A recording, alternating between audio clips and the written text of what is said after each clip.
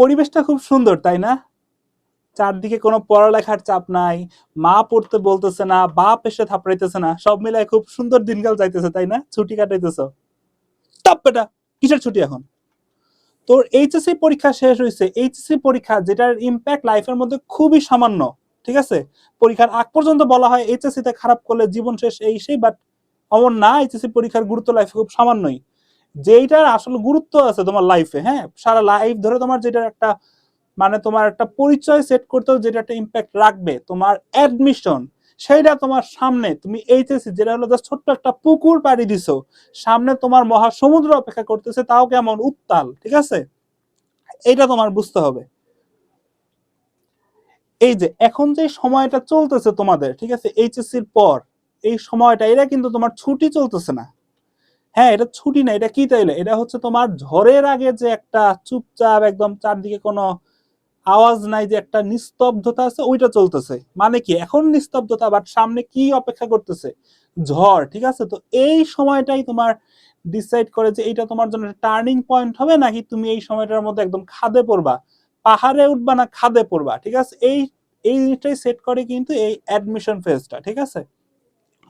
তো অ্যাডমিশন ফেজে আসো, এটার কি গুরুত্ব সবই তুমি বুঝলা। তো এখন পড়াটা কিভাবে শুরু করবা? এখন তুমি তো ধরো, যদি অ্যাডমিশন কোচিং এ ভর্তি অলরেডি বেশি মানুষ হয়ে গেছো, যারা হও নাই তারা যখন ভর্তি হবা তখনই দেখবে অ্যাডমিশন কোচিং এ গেলে তোমার এক গাদা বই ধরায় দেয়, ঠিক আছে? বাট ক্লাস তো এখনো শুরু হয় নাই বেশিরভাগ অ্যাডমিশন কোচিং এ। তো এখন এই যে বইগুলো আছে, এগুলো তুমি আসলে পড়াটা কিভাবে শুরু করবা, কোন দিক থেকে কি শুরু করবা, তো এটা নিয়ে আসলে আজকের মেইন ভিডিওটা। তো ভিডিওটা বেশি বড় না, ছোটই, তো মনোযোগ দিয়ে দেখো, কিছু না কিছু তোমরা উপকার পাবা। আচ্ছা, তো পড়া যখন শুরু করবা, শুরু করার আগে সবার প্রথম যেটা করতে হবে সেটা হচ্ছে কোশ্চেন অ্যানালাইসিস, ঠিক আছে? কোশ্চেন অ্যানালাইসিস এটা কি? এটা হচ্ছে তোমার ধরো যেই কোচিং এ তুমি পড়ো না কেন, যেখানেই পড়ো না কেন, তুমি কোশ্চেন ব্যাংক পাবা। আর যদি কোশ্চেন ব্যাংক নাও পাও, এখন অনলাইনের যুগ, অনলাইনে গুগলে তুমি 1 মিনিট ঘাটাঘাটি করলেই তুমি পাবা। তুমি যেই বছরের কোশ্চেন চাও তুমি সুন্দর মতো পাবা, ঠিক আছে? তো কোশ্চেনটা পেয়ে তুমি কি করবা? এখন এইটা বলতেছি না যে তুমি এখনের মধ্যে পরীক্ষা দাও, পরীক্ষায় তুমি একদম ভালো রেজাল্ট করবা না। তুমি জাস্ট কোশ্চেনটা পাবা, কোশ্চেনের প্যাটার্নটা সম্পর্কে জানবা, ঠিক আছে? তুমি তো এখন ঠিকমতো জানোই না কি আসে না আসে পরীক্ষায়। তুমি জাস্ট কোশ্চেনটা পড়ো, তুমি জাস্ট দেখো যে প্যাটার্নটা কি আসে। যেমন ঢাকা ইউনিভার্সিটি তোমার 40 মার্কসের হয় রিটেন, 60 মার্কসের হয় হচ্ছে তোমার এমসিকিউ, এবং 20 মার্কস থাকে হচ্ছে তোমার এসএসসি এইচএসসি মিলায়। তো এই জিনিসগুলো তুমি ভার্সিটি ওয়াইজ তুমি জানো। এরপর জানার পর কি করবা? কোশ্চেনগুলো একটু প্র্যাকটিস করো, ভুল হোক সমস্যা নাই, বাট কোশ্চেন তুমি অ্যান্সারগুলো ফাইন্ড আউট করো, এতে উপকার হবে। কারণ কি, তোমার কিন্তু ঢাকা ইউনিভার্সিটিতে যদি আমি বলি, কোশ্চেন কিন্তু রিপিট হইতেই থাকে, ঠিক আছে? গুচ্ছতেও রিপিট হয়। তো তার মানে তুমি যদি এখন কোশ্চেনগুলো জাস্ট গত বছরের কোশ্চেনগুলো তুমি যদি পড়ো, একটা ব্যাপক সম্ভাবনা আছে যে তুমি তোমার অ্যাডমিশন পরীক্ষায় কিছু তুমি কমন পাবা, ঠিক আছে? তাহলে তুমি যদি এখন এগুলা পড়ে রাখো, তুমি কি তোমার বন্ধুদের থেকে আগে থাকতেছো না? অবশ্যই আগে থাকতেছো, ঠিক আছে? তো এইটাই, যেমন আমাদের সময় আমরা পাইছিলাম, আমরা কিন্তু হুবহু কোশ্চেন রিপিট পাইছি। তো এই হুবহু কোশ্চেন রিপিট পাওয়ার জন্য তোমার কিন্তু কি করতে হবে? কোশ্চেন অ্যানালাইসিস করতে হবে, ঠিক আছে? অ্যানালাইসিস বলতে এইটা না তুমি জাস্ট কোশ্চেন প্যাটার্নটা দেখবে এবং কোশ্চেনগুলো পড়বা না। তোমার বুঝতে হবে যে কোন কোন টপিক থেকে কোশ্চেন আসে, ঠিক আছে? যেমন ধরো তোমার একটা কোশ্চেন আসছে, এটা তুমি এখন হুবহু এই কোশ্চেন না আসুক, বাট এই টপিক থেকে কোশ্চেন আসবে। অ্যাডমিশনের কিন্তু তোমার টপিকের শেষ নাই, তোমার সিলেবাসের শেষ নাই। মেইনলি অ্যাডমিশন কোচিং গুলো এগুলো অ্যানালাইসিস করেই পড়ায় যেগুলো আসে, বাট এর মধ্যেও কিন্তু কোনটা কম আসে কোনটা বেশি আসে এমন আছে, ঠিক আছে? তো তোমার পড়ে জানতে হবে যে কোন কোন টপিক থেকে কি কি কোশ্চেন আসে। তুমি যদি এরকম 3-4 বছরের কোশ্চেন দেখো বিভিন্ন ইউনিভার্সিটির, তাহলেই তুমি বুঝবা, আসলে তুমি নিজেই একটা র্যাঙ্ক বানাতে পারবা যে এই টপিক থেকে আমার প্রতি বছর আসে, এই টপিক থেকেও আসে বাট কম আসে, এরকম করে করে তুমি নিজেই সাজাইতে পারবা সিলেবাসটা, ঠিক আছে? এইটা করবা। এখন এগুলো তো অ্যানালাইসিস, এখন মেইন পড়াটা মানে বই খুলে তুমি কি পড়বা, এইটা হলো এখন আসি। এটা হচ্ছে প্রথমত তোমার মুখস্থ পার্ট, ঠিক আছে? আমার মুখস্থ জিনিস অনেকের পছন্দ না, না বুঝে মুখস্থ করা। আমারও খুব একটা পছন্দ না, খুব একটা কি, আমি দেখতেই পারি না, ঠিক আছে? বাট পড়তে হয়েছে। এখন তার মানে কি, আমরা পছন্দ করি না আপনি, আমাদের কিছু জিনিস অবশ্যই না বুঝে একদম ঠাডা মুখস্থ করতে হবে। এখন কি কি মুখস্থ করবা? প্রথমত তোমার ইংলিশ আর বাংলায় মুখস্থ করার জিনিস বেশি, ঠিক আছে? তো ইংলিশে যেটা তোমাদের মুখস্থ করতে হবে সেটা হচ্ছে ভোকাবুলারি আছে, প্রিপোজিশন আছে, এরকম আরো কিছু জিনিস আছে তোমাদের মুখস্থ করতে হবে, তারপর তোমার কিছু জিনিসের বানানো মুখস্থ করতে হয়, ঠিক আছে? পাঞ্চুয়েশনের ইয়ে আছে, তোমার বানান টান অনেক কিছু মুখস্থ করতে হয়। তো এই মুখস্থগুলো তুমি আগে শুরু করতে পারো। এর ভিতরে সবচেয়ে বেশি ফোকাস দিবা হচ্ছে ভোকাবুলারিতে, ঠিক আছে? ভোকাবুলারি কি, এখন তুমি ভাবতে পারো আমরা তো ভাই আমরা তো এইচএসসি তো ভোকাবুলারি কিছু পড়ছি। এখন এইচএসসির ভোকাবুলারি কি আসে তোমরা কিন্তু দেখো, সিন আনসিনে মাঝে মাঝে এমসিকিউতে আসে কিছু, বাট ওগুলো খুবই ইজি, ঠিক আছে? আর যদি কঠিনও আসে দেখা যায় যেটা কঠিন সেটা আগেরই কোনো বছর থেকে রিপিট আসছে, অর্থাৎ তোমার একটা জানা সিলেবাসের মধ্যে সামান্য ছোট একটা সিলেবাসের মধ্যেই ঘুরে ফিরে আসে, সাধারণত সহজগুলো আসে। কঠিন আসলেও তুমি জানো এই কঠিন এগুলো আসতে পারে, মানে জানা জিনিসের মধ্যে থেকেই আসে। বাট অ্যাডমিশনে এইটা না, এটার সিলেবাস হচ্ছে একদম বিশাল বড়, ঠিক আছে? যেটা বললাম, তুমি পুকুরে, এখন আসছো মহাসমুদ্রে, তাও উত্তাল। তো এখন এর মধ্যে থেকে ভোকাবুলারি কিভাবে পড়বো? ধরো কেউ এটা তোমার বুঝতে হবে তুমি আসলে কোন কোন ইউনিভার্সিটিতে তুমি পরীক্ষা দিতে চাও, মানে সেই ক্ষেত্রে তুমি বুঝতে পারবো তোমার সিলেবাসটা কেমন। তুমি যদি ধরো আইবিএ নিয়ে চিন্তা করো, আইবিএ এর জন্য তোমার ওয়ার্ড স্মার্টের 1 আর 2 দুইটা পড়ো, মানে নর্মালি এই দুইটাই পড়ে, ওয়ার্ড স্মার্টের দুইটা পার্ট আছে, বাট এই দুইটাও তোমার জন্য এনাফ না তুমি যদি আইবিএ চিন্তা করো। বাট তুমি যদি ধরো ঢাকা ইউনিভার্সিটির সিউনিটের চিন্তা করো, এখানে বেশি কঠিন আসে না, ঠিক আছে? নর্মালি দেখা যায় তোমরা অ্যাডমিশন যেই কোচিং এরই পড়ো, ওই কোচিং এর বইটা পড়লেই এনাফ। এখন পড়বা কি, তুমি কি ধরো ধরো রাইসের মানে হচ্ছে তোমার ভাত, তুমি কি এই বাংলা অর্থ মুখস্থ করবা? না, তুমি করবা কি, ধরো রাইস না বলি অন্য একটা দিয়া বলি, ধরো ডিক্রিজ, ঠিক আছে? ডিক্রিজ মানে কমানো, ডিক্রিজও না, ধরো যে জাস্ট আমি ওয়ার্ড না বলি, ধরো মানে একটা ওয়ার্ড যেটা তুমি জাস্ট বাংলা অর্থ এটা পড়বা না, বাংলা অর্থ অবশ্যই তুমি জানবা, কারণ বাংলা অর্থ জানলে দেখা যায় তুমি মানে অনেক ক্ষেত্রে কনটেক্সটটা বুঝতে তোমার সুবিধা হয়, তুমি এক্সাক্ট অর্থ না জানলেও কনটেক্সট বুঝতে পারবা। তো প্রথমত বাংলা ওয়ার্ডটা তোমরা দেখবা, ঠাডা মুখস্থ না দেখবা, বাট যেটা তোমার ঠাডা মুখস্থ করতে হবে সেটা হচ্ছে এইগুলারই সমার্থক শব্দ, বিপরীত শব্দ, সিনোনিম, অ্যান্টোনিম, ঠিক আছে? একটা ওয়ার্ডের সিনোনিম 3-4টা থাকবে, অ্যান্টোনিম 3-4টা থাকবে, ওগুলা মুখস্থ করতে হবে, ঠিক আছে? কারণ তোমাদের কোশ্চেন আসবে হচ্ছে ধরো ওই ইংলিশের ফার্স্ট পেপারে যেমন সিনের ওখান থেকে এমসিকিউ আসতো ওরকমই আসবে, বাট আরো কঠিন ওয়ার্ড, আননোন ওয়ার্ড, ঠিক আছে? তো এইটাই। আর প্রিপোজিশন হচ্ছে অ্যাপ্রোপ্রিয়েট প্রিপোজিশন। তুমি যেমন ধরো তুমি প্রিপোজিশন বলতে ইচ্ছে অ্যাপ্রোপ্রিয়েট প্রিপোজিশন আসে, বাট খুব একটা আসে না, তোমরা নিজেরাই জানো আসলে কি আসে না আসে, তোমরা জাস্ট গত 10 বছরের কোশ্চেন পড়ে যাও, একটা কমন পড়ে, বাট এখানে অমন না।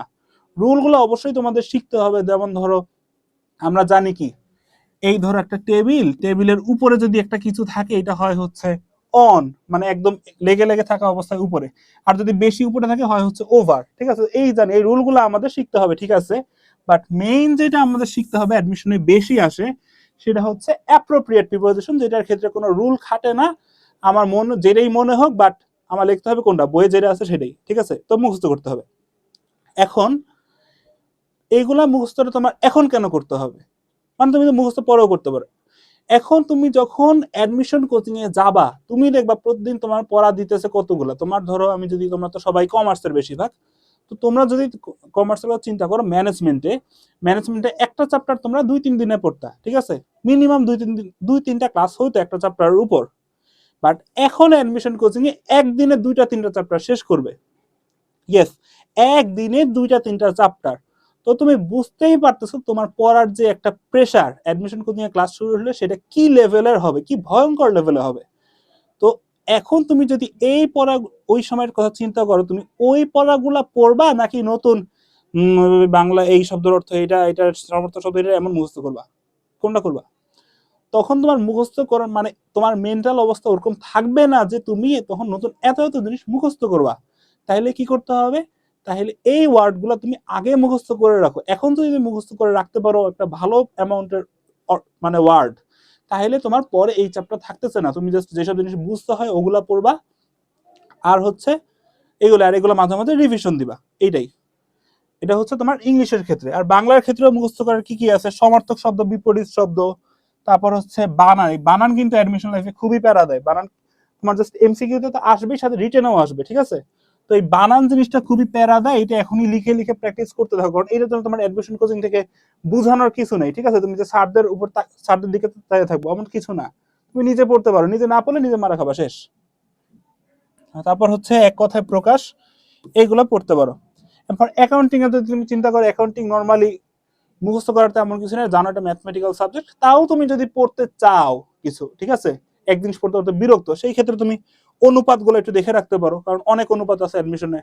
তো এইচএসসি দেখা যায় আমরা গুরুত্বপূর্ণ দেখে দেখে কিছু পড়ি, বাট অ্যাডমিশনের সুযোগ নেই, আমার অনুপাত সবগুলোই মুখস্থ রাখা লাগবে, ঠিক আছে। তারপর আরেকটা জিনিস পড়তে হবে, এটা হচ্ছে তোমাদের হিসাব বিজ্ঞানের নীতি নিয়ে একটা চ্যাপ্টার আছে, ওইটা পুরাই থিওরিটা নিজে পড়লেই বুঝবা। তো ওই নীতি চ্যাপ্টারটা তুমি পড়ে রাখতে পারো, সেই ক্ষেত্রে দেখা যাবে অ্যাডমিশন কোচিং এ যখন ওই চ্যাপ্টারটা পড়াই যেত তখন তুমি একটু ফ্রি থাকবা, অন্য জিনিসে মনোযোগ দিতে পারবা, ঠিক আছে। আর হচ্ছে এই ম্যানেজমেন্ট ফিনান্স তো জানোই, ম্যানেজমেন্ট ফিনান্স মার্কেটিং এগুলো বোঝার তেমন কিছু নাই, মার্কেটিং ফিনান্সে যাও আছে, ম্যানেজমেন্টে বোঝার তেমন কিছু নাই। এগুলো তুমি চাইলে নিজেই 3-4 দিন ধরে পড়ে বা এক সপ্তাহ পরে সিলেবাস শেষ করে দিতে পারো অ্যাডমিশনে, বাট তুমি করবা না কারণ তুমি ফাঁকিবাজ, ঠিক আছে। তো এইগুলা তুমি শেষ করতে পারো চাইলে। আর বিশেষ যেটা গুরুত্ব দিতে পারো সেটা হচ্ছে আইন ও সাল। ম্যানেজমেন্টে জানো যে ধরো আমি যদি বলি অংশীদারি আইন কত সালের, 1932 সালের, কোম্পানি আইন কত সালের, 1994 সালের, ঠিক আছে। তো এই যে তোমার সালগুলা কিন্তু মুখস্থ রাখা লাগে আইনের সাথে, ঠিক আছে। তো এইগুলা দেখা যায় তুমি মানে লাস্ট পর্যন্ত তোমার একটা প্যারা খাওয়া। তো এর জন্য কি করতে পারো, একটু বইগুলো একটু পড়ো, একটু পৃষ্ঠাগুলো উল্টাও, তাহলে পাবা তুমি এরকম বিভিন্ন আইন পাবা, আইনগুলো একসাথে করে নোট করে রাখো, এখান থেকে তোমার রিভিশন দিতে অনেক সুবিধা হবে, ঠিক আছে। কারণ ম্যানেজমেন্টে কিন্তু প্রচুর আইন আছে, তুমি জাস্ট এই যে আমি দুইটা বললাম ওই দুইটা না, আরো আছে অর্থ ঋণ আদালত আইন 2003 সালে, তারপর সমবায় আইন, তারপর হচ্ছে বৈদেশিক বাণিজ্য আইন, ঠিক আছে, ফিনান্সও এরকম অনেক কিছু আছে। আমার হচ্ছে পোর্টফোলিও নীতি কত সালে হয়েছে, ঠিক আছে, তারপর হচ্ছে ক্যাপিটাল বাজেটিং, এই সেই অনেক কিছু নিয়ে তোমার, ক্যাপিটাল বাজেটিং না মানে হচ্ছে সিএপিএম মডেল, এরকম অনেক কিছু আছে, কোনটা কোন সালে আসছে এগুলো কিন্তু অ্যাডমিশনে আসে। তো তোমার মুখস্থ করতে হবে। আরেকটা জিনিস ফিনান্স বা ম্যানেজমেন্টে আসে যেটা হচ্ছে অনেক কিছুর জনক, ঠিক আছে, এই থিওরিটা কে দিছে, এই যেমন পোর্টফোলিও থিওরি কে দিছে, হ্যারি মার্কুইস, তো এই নামটাও কিন্তু তোমার মুখস্থ রাখা লাগবে। তো এরকম ফিনান্সে মার্কেটিং এর কিছু জিনিস আছে যেটা তোমাদের মুখস্থ করতে হয়। তো এই যে টোটাল আমি যা বললাম এগুলো হচ্ছে মুখস্থ পার্ট, এগুলো তুমি এখন মুখস্থ করে রাখতে পারো, ঠিক আছে।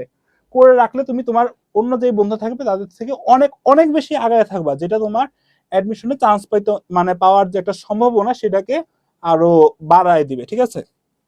আরেকটা জিনিস তোমরা একটু দেখতে পারো যেটা হচ্ছে রিটার্ন এরিয়া। তো অ্যাডমিশন কোচিং যেটাতেই পড়ো রিটার্নের একটা চিকন করে বই দেয়, ঠিক আছে। তো ওই বইটা তুমি জাস্ট রিটার্নের জন্য কিন্তু অমন তোমার অত ক্লাস লাগাও না, অ্যাডমিশন কোচিং এ তোমার টোটাল 3-4টা ক্লাস দেয় রিটার্নের উপর। তো এর জন্য কি পড়াবে তোমরা বুঝতেছো, এখানে আসলে বুঝার তেমন কিছু নাই, মানে তেমন বুঝে যে তোমার ধরে ধরে পড়াবে এমন কিছু না। রিটার্নের বিষয়টা হচ্ছে তোমার জাস্ট পড়তে হবে, পড়লেই হবে, ঠিক আছে। এখন পড়াটা তুমি এখন শুরু করলে তোমার সুবিধা হবে, রিটার্নে তুমি 40 মার্কসের সবার থেকে আগায় থাকবা, ঠিক আছে। তো রিটার্ন, আর রিটার্নে আরেকটা বিষয় বলি সেটা হচ্ছে তোমার রিটার্নে কিন্তু আলাদাভাবে পাস করতে হয়, ঠিক আছে। এই যে 40 মার্কস কিন্তু আলাদাভাবে পাস করতে হয়। তোমার হচ্ছে সি ইউনিটের যে ভর্তি পরীক্ষা সেখানে দুইটা জায়গায় পাস করতে হয়। প্রথমত হচ্ছে ইংলিশে তোমার 12-র মধ্যে 33% উপরে পাওয়া লাগবে, যেটা ধরো 5-5-এর বেশি তোমার পাওয়া লাগবে, ঠিক আছে। 5 না অ্যাকচুয়ালি, বাট ধরো মানে 33%-এর উপরে পাবা। আরেকটা জিনিস হচ্ছে তোমার রিটেনে হচ্ছে 40 মার্কসে ওর মধ্যেও তোমার 33%-এর উপর পাওয়া লাগবে, নাইলে কিন্তু তুমি ফেল। তুমি বাংলায় 0 পাও সমস্যা নেই, ম্যানেজমেন্টে 0 পাও সমস্যা নেই, অ্যাকাউন্টিংয়ে 0 পাও সমস্যা নেই, বাট কোথায় কোথায় তোমার পাস করতে হবে সেটা হচ্ছে রিটেন আর হচ্ছে ইংলিশ, ঠিক আছে। তো এইটা ছিল রিটেন নিয়ে। তো মেইন তোমার এই যে তিনটা জিনিস যে হচ্ছে কোশ্চেন অ্যানালাইসিস, মুখস্থ পার্ট আর হচ্ছে রিটেন, এই তিনটা জিনিস যদি তুমি পড়ে এখন শেষ করতে পারো, শেষ তো করা সম্ভব নাই কয়েকদিনে, বাট তুমি যদি এই কয়েকদিন এগুলো একটু দেখো অন্যদের থেকে, তুমি অবশ্যই অবশ্যই আগায় থাকবা। এই অ্যাডমিশনে এটা কিন্তু তোমার জাস্ট কোনো এমন কোনো পরীক্ষা না যে তুমি ভালো করছো তোমার বন্ধুও ভালো করবে, ঠিক আছে, আমরা সবাই মিলে একসাথে ভালো করব, এই অ্যাডমিশন ফেজ কিন্তু এরকম না। এখানে তোমার তুমি যে চান্স পাইলা তুমি কিন্তু তোমার বন্ধু বা তোমার সাথেরই কাউকে চান্স পাওয়ার সুযোগটা তুমি কেড়ে নিলা, এমনই, ঠিক আছে। তুমি যে তোমার 3 ইডিয়ট সিনেমায় দেখাইছিল না, একটা পাখির বাসা থাকে ওখানে ডিম ডিম একটা ফালায় দেয়, অ্যাডমিশন অমনই, ঠিক আছে। অন্য কারো সিট তোমার গিয়ে দখল করা লাগবে, অন্য কাউকে পদ থেকে হাত সরানো লাগবে, ঠিক আছে। এইটাই হচ্ছে অ্যাডমিশন মানে পরীক্ষা না, এটাই হচ্ছে অ্যাডমিশন যুদ্ধ। তো সবাইকে অ্যাডমিশনে যাতে তোমরা ভালো করো, তো পরে জাস্ট তোমাদের এই জার্নিটা শুভ হোক এই দোয়া দিয়ে আজকে ক্লাস শেষ করতেছি। Thank you.